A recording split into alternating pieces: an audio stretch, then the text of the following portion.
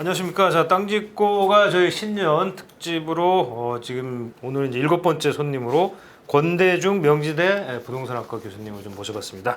교수님 안녕하십니까? 안녕하세요. 네. 권 교수님은 뭐 한국 부동산 분석학회, 부동산 학회죠. 회장님을 역임을 하시고 저희 뭐 사실 뭐 부동산 그 학계에서는 뭐 고참? 고참이죠. 그 이가 없습니다. 그러니까 가장 고참이신. 자, 교수님 이제 우선은 뭐 저희가 이제 그 작년도 잠깐 이제 짚어보죠. 뭐 근데 간단하게 좀 짚어보고 올해 시장을 한번 좀 전망을 해보는 뭐 이런 쪽으로 한번 가봤으면 좋겠는데요. 뭐 작년은 아시다시피 뭐 워낙에 이제 뭐 시장이 뜨겁고 집값도 여기저기 많이 뛰고 뭐 정말 한 해가 정신없이 지나갔던 그런 해 같습니다. 좀 한번 간단히 돌이켜 보시면서 한번 올해 전망도 한번 같이 해주시면 좋을 것 같습니다. 그 문재인 정부 들어와서 24번 정책 내놨잖아요. 예. 24한다 무한다. 24타수 24타수 무한다. 적중하는 정책이 없었지 않았나. 네. 지난해는 그 매매 가격이나 전월세 가격이 그 계속 앞만 보고 달려간 부동산 나라로 간 시기가 아니었나 하는 생각이 들고요. 예. 그 여파로 올라갔던 원인은 뭐 제가 누차 말씀드리지만은 공급이 부족하고 수요가 많은 건데 여기서 공급을 인위적으로 줄여버렸어요 정부가. 있는 집도 못 팔게 했잖아요. 2017년도 12월 13일 날 임대주택 등록 활성화 방안을 내놓으면서 2018년, 19년 지난해 6월 말까지 임대주택에 등록한 가구 수가 4년 또는 8년 동안 임대 등록이 160만 7천 가구나 됩니다. 이거 국토교통부 자료입니다. 네. 이 160만 7천 가구의 한 60% 이상이 4년짜리고요. 나머지 40%가 이제 한 8년짜리인데 이게 4년, 8년 동안 못 팔게 돼 있어요. 그렇죠. 그러니까 있는 집이 발목이 잡혔습니다. 그래서 지난해 6월 17일 6.17 대책에서 반만 지나면 팔 수 있도록 했지만 기간 차워야 장기별 특별용지부터 혜택이 있어요. 그러니까 세금 혜택을 받으려고. 네, 그러니까 안 팔죠. 그래서 이 160만 7천 가구는 일기 신도시가 시청자분들 몇 세대나 되는지 아세요? 분당, 일산, 평촌, 중동, 삼번을 다 합쳐도 분당이 한 6만 좀. 다 합쳐도 10만. 다 합쳐도 29만 2천 가구예요. 일기가. 예. 그거의 5.5배양입니다. 이 중에 50만 가구가 서울에 있어요. 그리고 51만 가구가 경기도인데 이런 주택이 사라지면서 수요는 그대로 있는데 공급량이 줄어서 가격이 지속적으로 오른 한 해가 아니었나. 이런 현상은 아마도 상반기까지, 금년 상반기까지 지속될 가능성이 있어요. 특히 올해 상반기까지. 네, 특히 이제 지난해 7월 31일 날 임대차 3법 6월부터는 이제 전월세 신고제도 하지만 그걸 통과시키면서 시행하고 8월 3일 날 또 조세 3법이라고 제가 칭하고 있습니다. 8월 조세 3법. 네, 취득세 강화, 보유세, 종부세 강화, 그다음에 양도세 강화인데 양도세는 금년도 6월부터 중과세가 있어요. 그렇죠. 금년도부터 6 내지 42% 양도세가 45%로 늘어나면서 규제 지역에서는 10% 가산세가 또 붙어서 1가구 3주택은 75%가 세금입니다. 그런데 여기에 세금까지 따지면 한 80% 될 거라고 봐요. 그렇죠. 그래서 6월 전에 이 다주택자가 매물을 내놓는다 하더라도 그 물량은 많지 않아서 아마도 상반기에는 그런 대로 부동산 가격이 강보합세 상승세를 타지 않겠나. 근데 하반기에는 이제 6월 달에 기준해서 이 보유세와 양도세가 매겨지는데요. 7월 달, 9월 달에 그 재산세가 좀 과하게 나올 거고요. 거기에다가 이제 그 12월 달에 12월 1일부터 15일까지 종합부동산세가 과세되면 무주택자도 올라가요. 저 1주택자도. 네. 1주택자가 0.5에서 0.6으로 올라갑니다.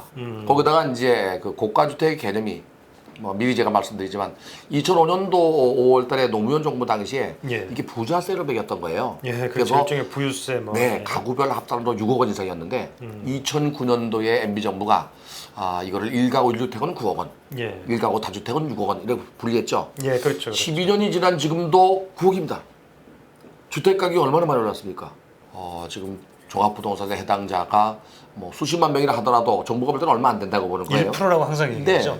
근데 그 1%가 다 서울에 있잖아요. 그래서 아마도 종부세가 많이 나오면 그런 걸 감안해서 양도세나 종부세나 또는 뭐 이런 걸 피해서 6월 전에 나올 가능성이 있다.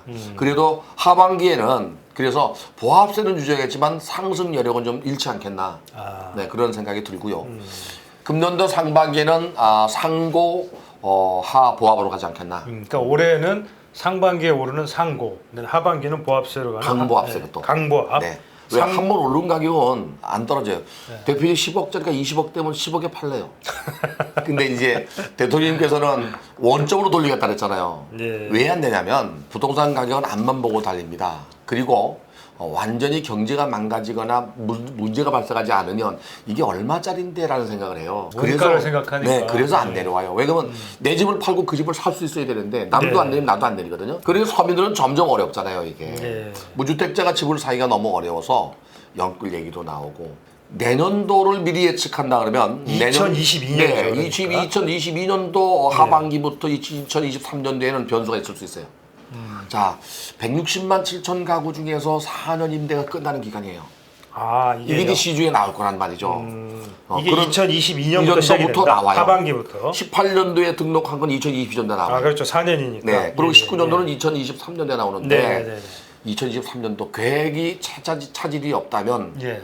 3기 신도시 입주 시점이에요. 그래서 맞물리면 시장이 이제 안정기에 들어가지 않겠나. 이 다주택자 양도세 중과세 폐지가 되겠느냐, 다주택자들 방안, 그러니까 아마 어떻게 좀 하면 좋을까, 뭐 이런 거 양도세 말씀하시는 것 같아요. 폐지는 안 되고요.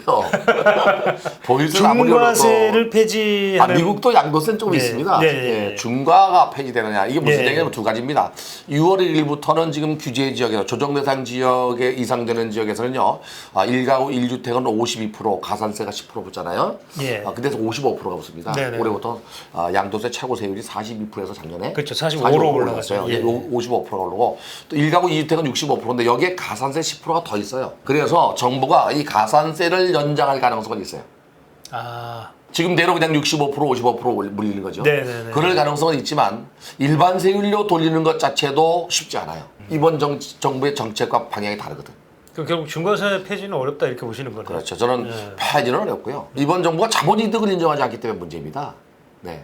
그러니까 개발 이익에 대해서 이해하지 않는 게 우리가 그 집을 짓거나 또는 땅을 개발하거나 이럴 때는 개발 이익이 있으니까 하잖아요. 손해보지 안 하거든요. 뭐 그걸 아니 이익도 없는데 뭐를? 그거를 이제 인정하지 않으려고 하는 거예요. 그래서 재작년 12월 30일 날 정부가 재건축 초과이익 환수제가 통과됐잖아요. 예. 네, 합헌됐는데 사실 요 얘기를 좀 하고 싶어요, 제가. 1988년도, 9년도, 90년도에 1기 신도시가 입주를 할 때 그 당시 노태우 정부입니다. 이 노태우 정부가 토지 공개념을 제도를 도입했죠. 예. 그때 첫 번째가 토지 초과이득세예요. 토초세 소위 얘기하는. 그 다음에 이제 또 하나가 개발이익 환수에 관한 법률. 네. 그리고 택지 소유 상환에 관한 법률인데 네. 이게 2004년도에 헌법 불합치 내지는 위헌 판결은 다 없어졌는데 2006년도에 노무현 정부가 다시 들고 나온 게 개발이익 환수에 관한 법률입니다. 그렇죠. 이거 살아있어요 지금. 그걸 근거로 재건축 초과이익 환수제가 살아있기 때문에 변창흠 장관이 공급을 늘리면서 저밀도 지구를 재개발이 아닌 재건축 얘기를 한 거예요. 네. 그래서 양도세는 이 한시적으로 이렇게 10% 가산세를 유예할 수는 있어요. 그러나 유예는 가능할지 몰라도 10% 가산되는 게 예, 예. 6월 1일부터. 그렇죠. 근데 그러나 이걸 언제 뭐 폐지하기는 어려울 그건 거다. 어려울 거라고 봅니다. 그럼 혹시 정권이 뭐 혹시라도 교체가 되거나 하면 좀 중과세 같은 건 없어질 수 있을까요? 아무래도 이제 여당과 야당의 그 정치적 색깔이 다르면서 또 특히 네. 부동산 시장에서의 방향성이 달라요. 한쪽은 이제 계획 경제나 정부 개입 경제가 좀 강한 편이고 네.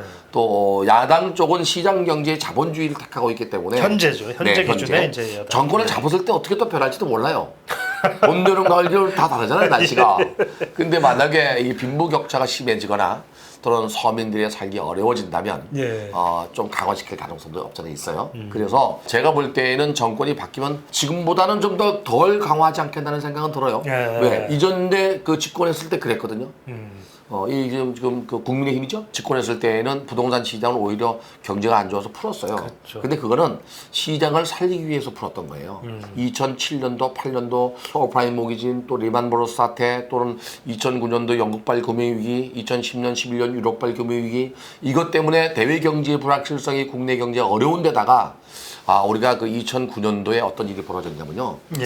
2008년도 민간택지 분양가 상한제를 피하기 위해서 나온 물량이 2009년도 그때 1월 달에 무더기도 좀 입주 많이. 예. 2009년도 1월 달 말 기준으로 미분양 주택이 16만 6천 세대가 넘었어요. 예. 그래서 2009년도 2월 12일 날 정부는 이 미분양 주택을 해소하는 대책을 내놨어요. 그 당시 4인 가족이라 했잖아요. 지금 3인 가족도 안 돼요. 2.6인도 안 되는데 16만 오면은 100만 명이 사는 집이에요. 거의 60만 명 이상 사는 집이잖아요, 이게.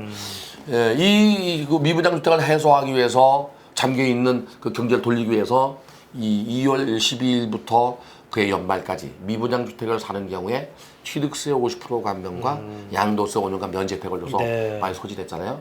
MB 정부가 이게 그 다 소진되지 않아서 바로 18대 국회의원 선거가 있었던 2012년도 9월 22일부터 연말까지 또 그랬어요.